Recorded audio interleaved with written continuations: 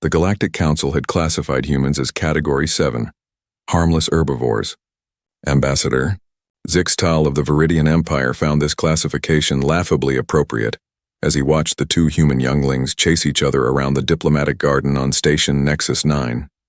The smaller one, a female called Lily, couldn't have been more than 6 cycles old by human standards.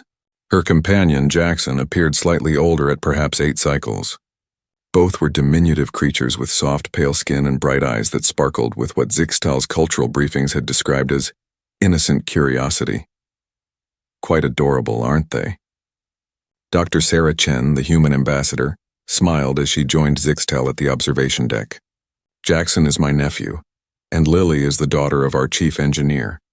They're excited to see an alien space station.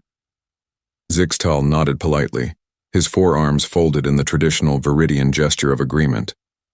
Indeed, your species' offspring appear remarkably docile. The Council's assessment seems accurate. Dr. Chen raised an eyebrow but said nothing, turning her attention back to the children who were now examining the exotic plants in the biodome section of the garden. The garden served as a neutral meeting space, featuring flora from dozens of worlds. Most species kept their young far from such diplomatic venues, as many of the plants were either toxic or dangerous. But humans, it seemed, had no such concerns about their fragile offspring. "Look, Jackson!" Lily's voice echoed through the dome as she pointed at a writhing mass of crimson tendrils near the Alterian section. "It's moving!" Jackson approached the display case cautiously.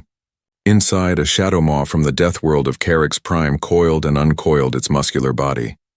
The creature was roughly the size of a human adult's torso, with razor-sharp appendages and neurotoxic fangs that could kill most sapient species within minutes. "That's a shadow maw," Dr. Chen called out calmly. "Remember what we discussed about looking but not touching, kids?" Zixtal felt a flutter of approval. At least the human adult showed some sense of danger. His approval turned to horror when the display case's energy barrier flickered and died. A maintenance error, perhaps, or a power fluctuation. The shadow maw immediately sensed freedom, its photosensitive organs detecting the change. It began probing the edge of its enclosure with deadly intent. "Alert, alert!" Zixtal's translator barked as he reached for his emergency communicator. "Containment breach in Section 7. Class A predator loose." The shadow maw poured from its enclosure like liquid death, its muscular coils rippling as it oriented toward the nearest heat signatures.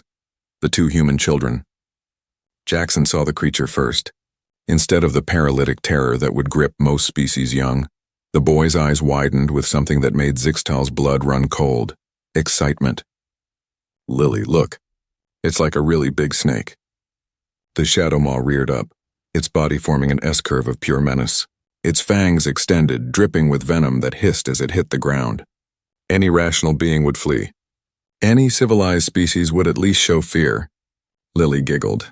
She actually giggled as 3 meters of apex predator swayed hypnotically before her. "It's dancing!" She clapped her small hands together. "Can we pet it?" "Station security is en route." Zixtal spoke rapidly into his communicator, never taking his eyes off the impending massacre. Estimated arrival 47 seconds. Too long, far too long. The shadow maw struck with lightning speed, its body uncoiling like a released spring. Zixtal closed his eyes, unable to watch the inevitable carnage. He opened them to the sound of more giggling. Jackson had somehow caught the creature mid-strike, his small hands wrapped around its body just behind the head. The shadow maw writhed furiously, its tail whipping through the air with enough force to shatter bone. "Wow, it's really strong!" Jackson laughed, adjusting his grip. "And warm. Feel this, Lily." Lily reached out and petted the creature's flank while it continued its desperate attempts to escape. "Oh, it's so smooth. Like that snake we saw at the zoo, but bigger." Zixtal's minds reeled. The boy was restraining a creature that could overpower a full-grown Viridian warrior. The girl was treating it like a domestic animal. Neither showed the slightest sign of distress. "Jackson, what did I tell you about picking up animals without asking first?"